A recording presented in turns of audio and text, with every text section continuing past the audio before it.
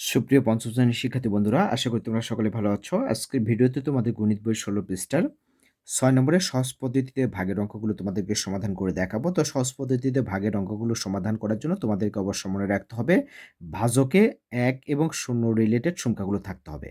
তাহলে তোমাদেরকে মনে রাখতে হবে ভাজকে ১ এবং ০ রিলেটেড সংখ্যাগুলো শুধুমাত্র ভাজকেই থাকলেই আমরা সহজ পদ্ধতিতে ভাগগুলো সমাধান করতে পারবো।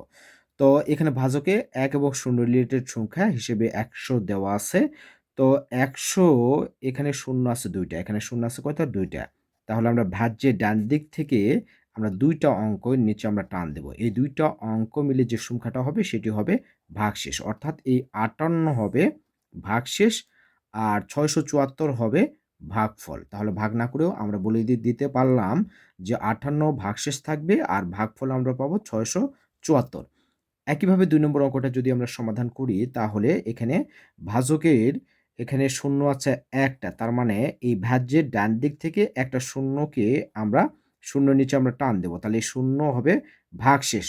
তাহলে ভাগফল আমরা পাবো ৮,২৫০। তাহলে বাকি ০ বাদে যে বাকি যে অঙ্কগুলো মিলে যে সংখ্যাটা হবে সেটি হবে ভাগফল। তাহলে ৮,২৫০ হবে ভাগফল। এরপর ৩ নম্বর অঙ্কটা দেওয়া আছে এখানে। ভাজকে দেওয়া আছে ২ টা শূন্য। তাহলে ডান দিক থেকে আমরা ২ টা অঙ্কের নিচে আমরা টান দেব। এই ২ টা অঙ্ক মিলে যে সংখ্যাটা হবে সেটি হবে ভাগশেষ।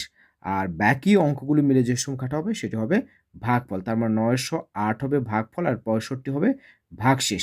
এরপরে ৪ নম্বর অঙ্কটা দেওয়া আছে একই রকমভাবে এখানে ভাজকে ২ টা শূন্য দেওয়া আছে। তাহলে ভাজ্যে ডান দিক থেকে ২ টা শূন্যের নিচে আমরা টান দিব।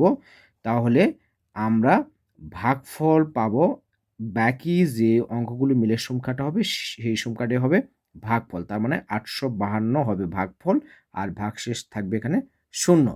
তাহলে ভাগফল পেলাম ৮৫২ আর ভাগশেষ আসবে ০। আশা করি সহজ পদ্ধতিতে ভাগগুলো তোমরা সেম পদ্ধতিতে সমাধান করতে পারবা।